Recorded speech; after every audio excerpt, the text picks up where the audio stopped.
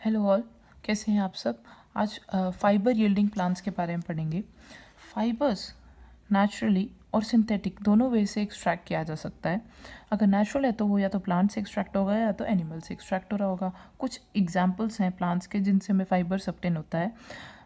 First one is hemp, then cotton, then jute, then coir, then sunn hemp. Animals से silk obtain हो रहा है और वूल obtain हो रहा है। सिंथेटिक वे में वो फैक्ट्री मेड होगा, नायलन, पॉलिएस्टर, रेयन, ये हो सकता है। कुछ फीचर्स हैं फाइबर्स की, they are thin long flexible strand, और केमिकली ये होंगे या तो स्क्लेरेनकाइमा से बने होंगे, लिग्निन से बने होंगे, पेक्टिन से की डिपोजिशन से बने होंगे, है ना। They are pointed fibres, cellulose से बने होंगे। First one will discuss about is cotton. Cotton Malvaceae family का मेंबर है। इसका सिंथेटिक इसका जो है नेम जो है आपका साइंटिफिक नेम है that is Gossypium arboreum, right, which is the common one. और बाकी स्पीशीज हो सकती हैं बार्बिडेंस हिरसुटम, राइट। सोर्स इसका क्या है, जो सीड की सरफेस से एपिडर्मल हेयर होते हैं ना, that forms the cotton, right. इसीलिए इसको हम सरफेस फाइबर भी कहते हैं। नेक्स्ट वन, इसका केमिकल कॉम्पोजिशन कहता है कि इट इज़ 94% सेल्यूलोज, राइट। दो तरह से हम कॉटन को कह सकते हैं, या तो लिंट या तो फस। लिंट लॉन्ग फाइबर्स वाले कॉटन को कहते हैं, फस शॉर्ट फाइबर्स वाले को कहते हैं। और ये हमारे टेक्सटाइल इंडस्ट्री का बेस फॉर्म करता है। Second one is jute. Jute is also called as Corchorus capsularis, right. और कहाँ से ऑब्टेन होता है, secondary phloem of stem. So क्या है ये, जो आपकी सेकेंडरी ग्रोथ है उसके होने के बाद ही फॉर्म हो रहा है, राइट। और इसको बास्ट फाइबर्स भी कहते हैं, है ना। प्रोसेस ऑफ एक्सट्रैक्शन को हम रेटिंग कहते हैं। इसमें क्या है, स्टेम को छोटे छोटे पीसेस में काट दिया जाता है, उसके बाद जो बैक्टीरिया है क्लोस्ट्रीडियम नाम का, उसको उसमें छोड़ दिया जाता है। Then it eats the mucilage, जो एक्स्ट्रा म्यूसिलेज होता है साइड का, living behind the fibres alone.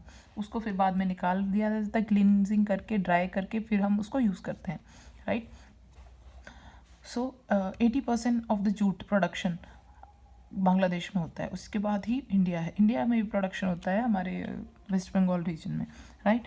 Paper bags बनाने में, जूट के बैग्स बनाने में, ग्रेन स्टोरेज, इन सब के बैग्स बनाने में इसका यूज़ होता है। Next one is sunhemp. Sunhemp is also called as crotalaria juncea, right. ये भी सेकेंडरी फ्लोएम ऑफ स्टेम से बनता है, thus it is also called as bast fibre. Extraction same है इसका, रेटनिंग ऑफ स्टेम सेम है as that of jute, right. Uses क्या है इसका, ये tissue paper, cigarette paper, fishing net बनाने में, right. Next one is coir. Coir कहाँ से ऑब्टेन होता है, कोकोनट से, also called as Cocos nucifera. Family है एरिकेसी या पामेसी। फ्रूट क्या है, drupe. Coconut fruit is drupe, जिसमें एपिकार्प, मेसोकार्प, एंडोकार्प तीनों में डिवाइडेड है। मेसोकार्प इसकी फाइब्रस होती है, राइट।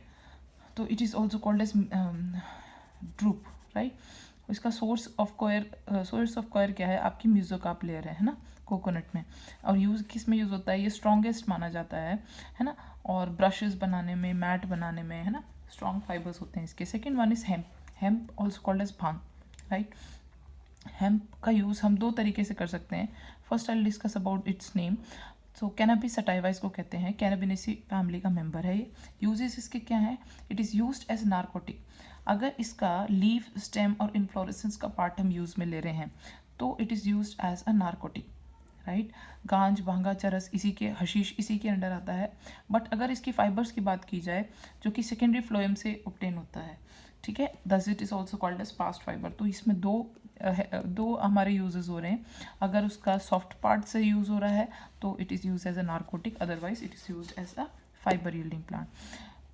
रोप्स बनाने में, मैट्स बनाने में, नेट बनाने में, इन सब में इसका यूज़ है, right. So this is the topic and we are concluding it. Thank you.